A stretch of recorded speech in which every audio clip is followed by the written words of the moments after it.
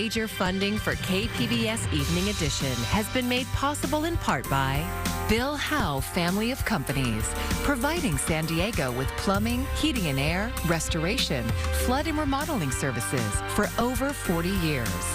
Call 1-800-BILL-HOWE or visit billhowe.com.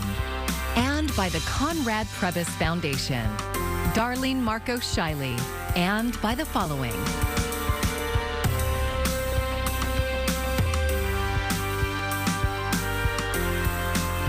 And by viewers like you. Thank you. Unlicensed Airbnb hosts beware. Enforcement on short-term vacation rentals has begun in the city of San Diego. Thank you for joining us. I'm Maya Trabulsi. As KPBS reporter Kitty Alvarado tells us, fines can be steep for those who don't comply with the new rules. It's been 15 years in the making, but enforcement for San Diego short-term vacation rentals is officially underway. But the city has given out fewer licenses than it expected. We originally thought there was going to be a lot of vacation homes, right? Especially the whole home rentals. We anticipated and had a cap at 5,400. We didn't even meet that. Venus Molina is the chief of staff for San Diego City Council member Jennifer Campbell, whose district includes Mission Beach. That's the only place that's out of licenses. Originally, there was about 60% of the homes beach short-term vacation rentals. The community came together and decided, because you have folks that didn't want vacation rentals and you have folks that actually, this is their homes, this is their livelihood, this is their retirement. They wanted the vacation rentals. So the community came up with a 30% cap. STRO licenses are so coveted there, they had to assign the area with its own tier and hold a lottery. 1,087 licenses were given out. And now there's a waiting list. But some of those licensees could lose their golden ticket. Dozens of them are under review because there were errors in their applications. Molina tells us the lottery was weighted. Operators in good standing were entered more than once. That's where one licensee got caught. They counted a previous owner's time. But that's not the way it works. You as the individual, you're responsible. Maybe the previous owners were responsible and they ran it great, but you might not, right? So this is accountable to you. So that's one circumstance that we encountered where, the person was actually, they revoked their license. And all the records are public. Owners, licenses, compliance, complaints, they're all accessible online. We already found a lot of complaints. They range from barking dogs to people renting out an RV as a short-term rental. But sometimes people are just going to complain without merit, without an actual, without actually being at fault. So we're not going to come down on a good operator because their neighbor isn't happy. So that's why there's 3 strikes and you're out. A third party is being contracted to make sure all complaints are checked out. And the companies that list the rentals also have agreements with the city not to list the homes without a license. And fines will come down for those who are caught. The policy will be reviewed in a year and get a fine-tuning. Kitty Alvarado, KPBS News. The field of candidates in the race for District 4 seat on the County Board of Supervisors is taking shape. The county board voted unanimously to hold a special election for the seat, which will be vacated by Nathan Fletcher on May 15th. Republican small business owner Amy Reichert announced her candidacy today. She faces 2 Democrats, Marine Corps veteran Janessa Goldbeck and San Diego City Council President Pro Tem Monica Montgomery Stepp. The special election will be held on August 15th. District 4 includes Claremont, Mission Valley, most of central and southeast San Diego, as well as La Mesa, Lemon Grove, and Spring Valley. A first ever vaccine for the respiratory virus known as RSV has just been approved by the FDA. KPBS reporter Melissa May tells us who will be eligible to receive it and when. No vaccine has ever existed against RSV until now. Dr. Eric Topol is the director of the Scripps Research Translational Institute and says this is a really big deal. The side effects were really minimal, and the efficacy is high, preventing RSV infections. Developer GSK trade-named the vaccine RXV, and it's approved to prevent lower respiratory tract diseases caused by RSV in adults 60 and over. RSV appears seasonally, typically starting during the fall and peaking in the winter. It's a highly contagious virus that causes infections of the lungs and breathing passages in people of all age groups. Vaccines have done, just extraordinary miracle-like work in preventing serious illnesses. For older adults, RSV can cause life-threatening pneumonia and bronchiolitis. According to the National Institute of Allergy and Infectious Diseases, RSV causes about 14,000 annual deaths in the U.S. for adults 65 and older.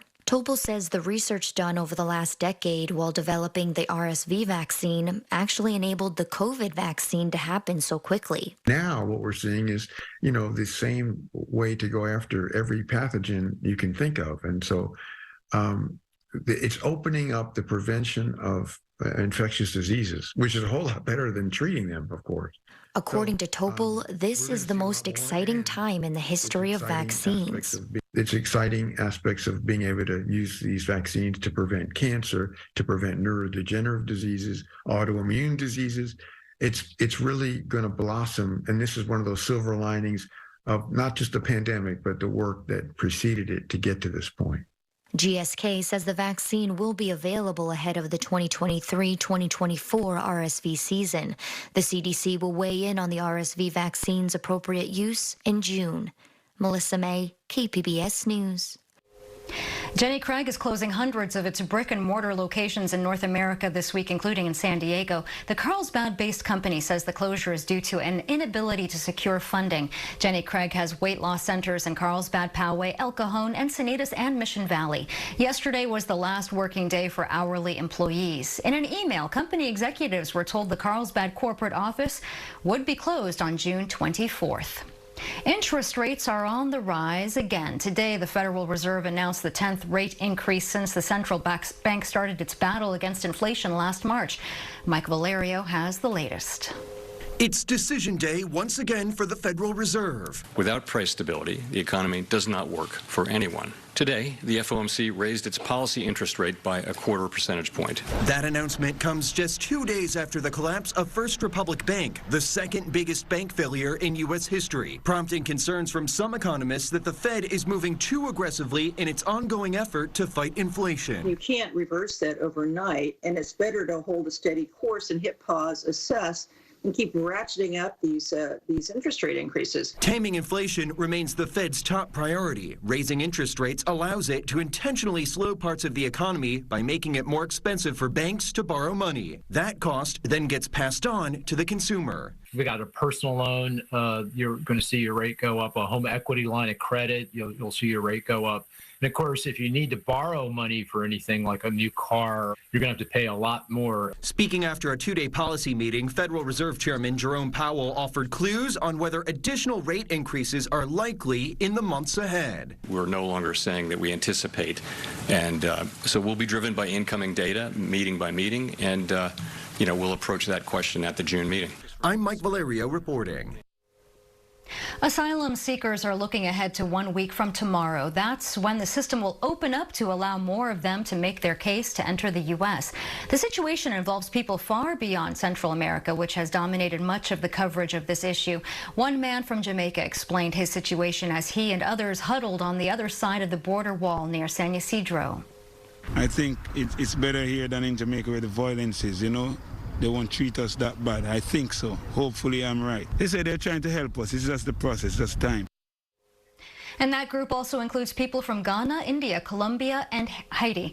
Title 42 ends May 11th. It was intended to stop the spread of COVID-19. And once it ends, asylum seekers will be interviewed to determine if their fears of returning to their home countries are credible. A lawsuit filed in San Diego aims to overturn a state law requiring buyers to wait 10 days between new gun purchases. Gun advocates filed the lawsuit in federal court on Monday, and they claim that the state's waiting period is unconstitutional because it, quote, prevents law-abiding citizens from taking possession of lawfully acquired firearms, end quote. A representative from California Attorney General's office, Rob Bonta's office, says the lawsuit is under review. Internal Affairs found that a San Diego police officer was involved in an elaborate and strange domestic violence incident, but records show he has faced few consequences. iNewsSource investigative reporter Jill Castellano has the story. A long and unusual internal affairs report was released this year about former San Diego police officer Cesar Alcantara. It found that Alcantara staged his suicide with fake blood and shot a gun off in his home. Plus, he messaged sex workers 4 times while on duty, including at a homicide scene. I looked at the pictures and the allegations, and it was disturbing. It is disturbing. That's Charmaine Mosley, the director of the city's Commission on Police Practices. She reviewed the case records for iNewsSource. But what's not in those records is just as telling. Alcantara resigned before the investigation was over, so he was never disciplined. The district attorney's office declined to prosecute him. And Alcantara has not been decertified, meaning he's still eligible to be a police officer in California. Taken together, all of this highlights the shortcomings of the systems designed to protect the public from problematic and potentially dangerous law enforcement officers. If they engage in that behavior in the department in which they were working in, and then they could take that same behavior into a different department in a different community. And I believe that people will not want that. The internal affairs records include photos, videos, and detailed descriptions of Alcantara's actions, which began just after Mother's Day in 2020.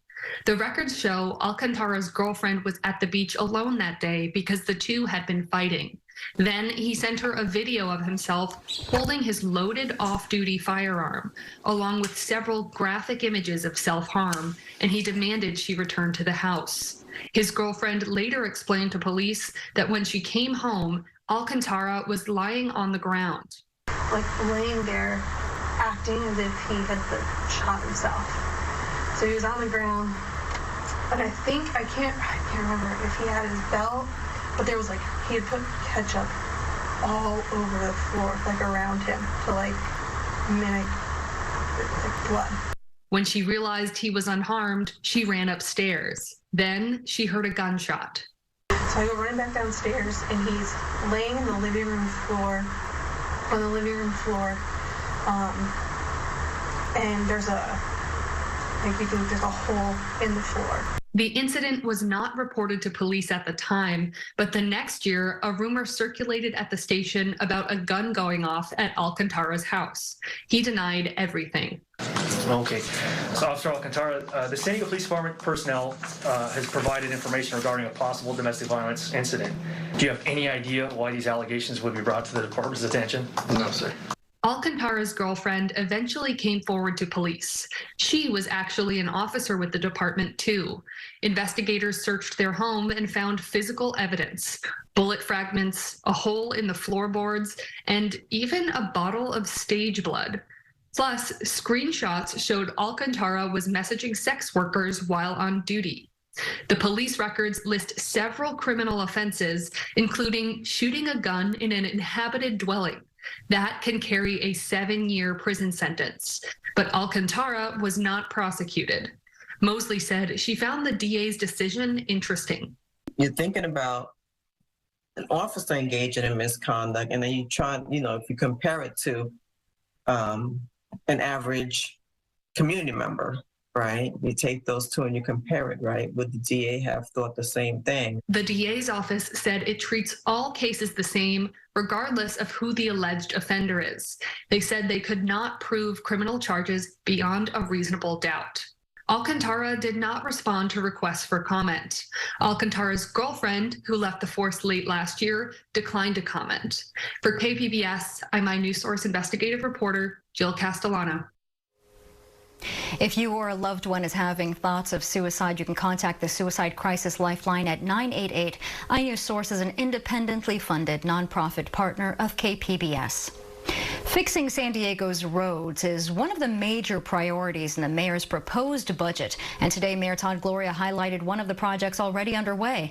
Work repaving La Jolla Parkway started on Monday and is expected to be done by Memorial Day weekend. It's one of the busiest roads in La Jolla, with about 60,000 drivers passing through each day. The project is expected to cost just over $2 million. The mayor says stormy weather has caused delays to the backlog of street repairs. Originally, this project was scheduled to start in March, but low temperatures as well as precipitation means that many days of work have been lost. At latest count, 75 days of this year, we have been unable to pave in the city of San Diego, which means many of the projects that we've been long awaiting, like La Jolla Parkway, have been to be delayed. The proposed city budget allocates $140 million for street repairs, and that money is expected to fix more than 150 miles of road. A canceled drag show in North County is now back on the schedule, as KPBS North County reporter Alexander Wynn shows us. Organizers say there were no questions that the show must go on.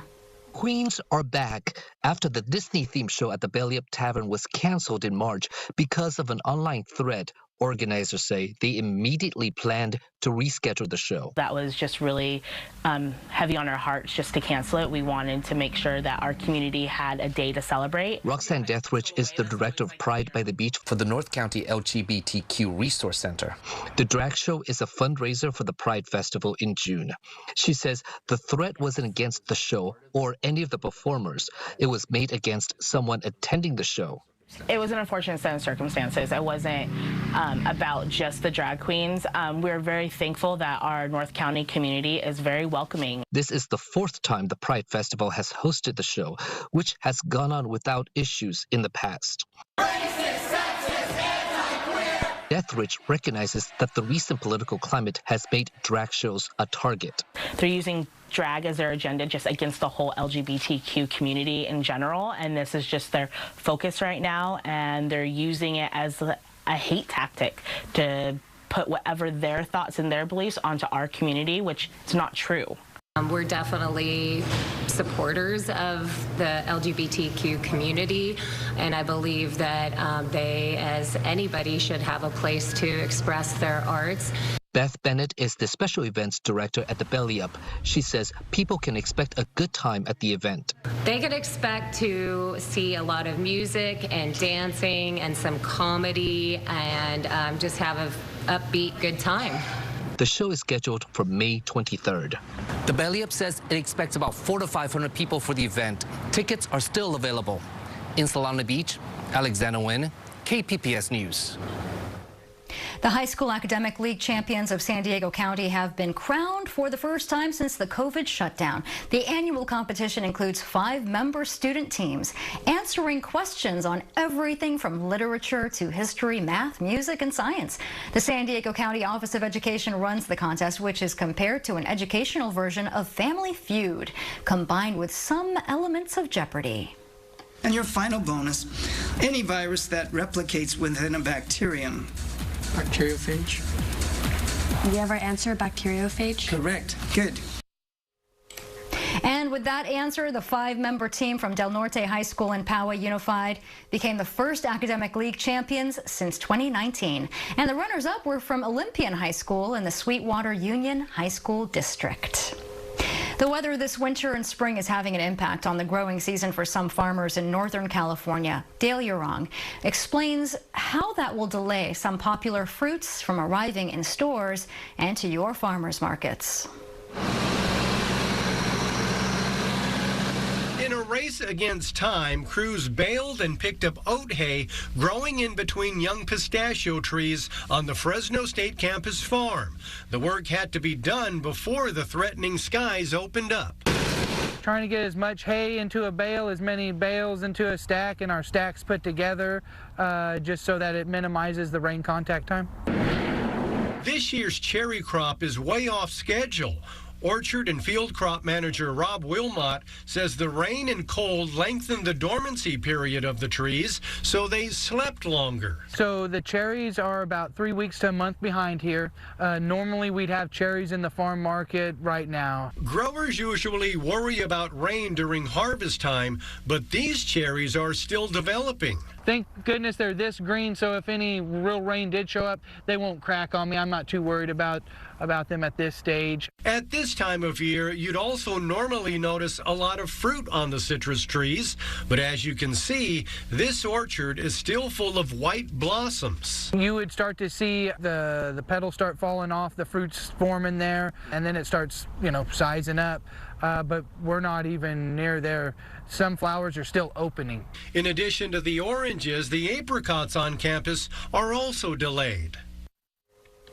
A University of California study shows hundreds of hazardous industrial sites in our state are at risk of severe flooding from rising sea levels. The study found if planet warming pollution continues to rise, 129 industrial sites may be at risk of coastal flooding by 2050.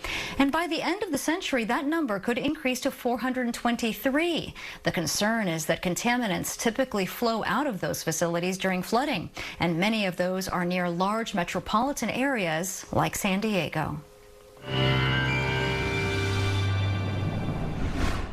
Now, some additional wet weather as we work our way into Thursday. We'll talk about a bit of a chill lingering perhaps a few days beyond, but could we see a warming trend late this weekend into early next week? We'll answer that question a little bit later on. In addition to the rain, we're also going to be tracking some wind. There are some wind advisories out throughout the mountains and even into some of the deserts as we work our way into Thursday afternoon. So keep that in mind, too, if doing some traveling points to the east. Going to be a little difficult here, again, with some of those gusty breezes. Little rain coming into the picture later on tonight. Overnight lows dropping down into the mid and the upper 50s. Again, 53 Oceanside, 55 toward Chula Vista. And yeah, some snow coming in. I mentioned this again yesterday. We're going to see those snow levels dropping down to, I'll say, around 5,500 feet or so. So there can be some light accumulations coming out toward Mount Laguna. Let's follow it here with Futurecast. You'll start to see that precipitation begin to edge its way in our direction. There's going to be some additional accumulation north of us toward the San Bernardino County mountains. All right, looking at more wet weather. Be prepared again for the rain as we work our way all throughout San Diego County for tomorrow. Ramona tops off at 60, Borrego Springs at 72, and Mount Laguna looking rain mixing with some snow. Let's go down the road. We will take a break from the rain, as we normally do as we work our way throughout the month of May. We're talking about temperatures gradually climbing here early next week at the coast. Perhaps you'll notice a little bit more of a jump as we go into some of the interior valleys. We're going from the upper 60s this weekend into the mid 70s, say, by Monday of next week under a mostly sunny sky. Rain and some wet snow over the mountains on Thursday. Still chilly into Friday, but here too it's going to be climbing a bit. We're back in the mid-50s by Monday, and toward the desert some spotty showers. And then notice here too we're jumping with regards to temperatures perhaps a little earlier as we go into Sunday and Monday. For KPBS News, I'm meteorologist Justin Povick. A tiger used in a roadside zoo, then left caged and abandoned. It's the kind of tragic story that's very familiar to the folks at Lions, Tigers, and Bears in Alpine. KPBS reporter John Carroll says the tiger now faces some major expensive surgery. It's hard to imagine how anyone could be so cruel as to leave an animal locked in a cage, abandoned and left to die. Cali was once part of a roadside zoo here. Fortunately, someone saw her and called for help. That was last summer. The call for help eventually came to Lions, Tigers, and Bears founder Bobby Brink. She had some serious issues with her feet and her legs, so we know she's had a terrible declaw, but now, we got her on the meds and got her stable, and then she fractured her legs. or refractured her leg, they're not sure. But Cali needs surgery. This video is from a previous checkup. So she will be headed down to San Diego this weekend for treatment. Brink says she'll first get a CT scan, then likely head right into the operating room. Brink says there's only a 50-50 chance the surgery will be successful. She can't go on like this, so we want to push forward and do everything that we can, possibly for her.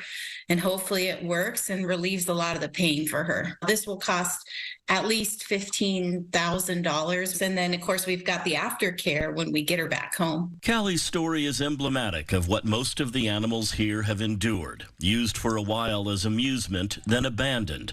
The lucky ones that end up here have a life that's as good as it can be.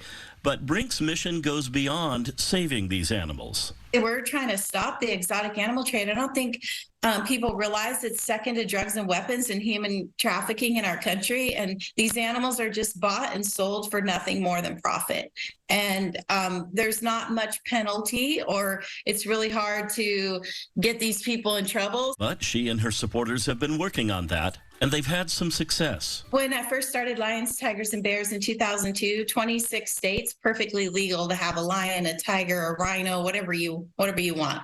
So we're down to about 5 states now. Lions, Tigers, and Bears survives primarily on donations. If you aren't in a position to give, Brink says she's grateful if people just share the Lions, Tigers, and Bears story on social media.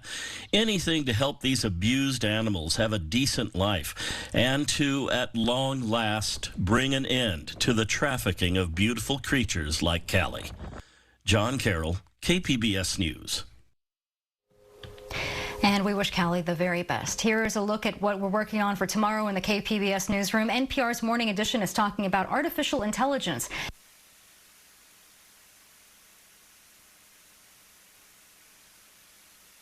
Julia Dixon Evans joins Midday Edition to give us her weekend preview of events happening around San Diego. And you can find tonight's stories on our website, kpbs.org. Thanks so much for joining us. Have a great evening. Major funding for KPBS Evening Edition has been made possible in part by Bill Howe Family of Companies, providing San Diego with plumbing, heating and air, restoration, flood and remodeling services for over 40 years. Call 1-800-BILL-HOWE or visit billhowe.com. And by the Conrad Prebys Foundation, Darlene Marco Shiley, and by the following.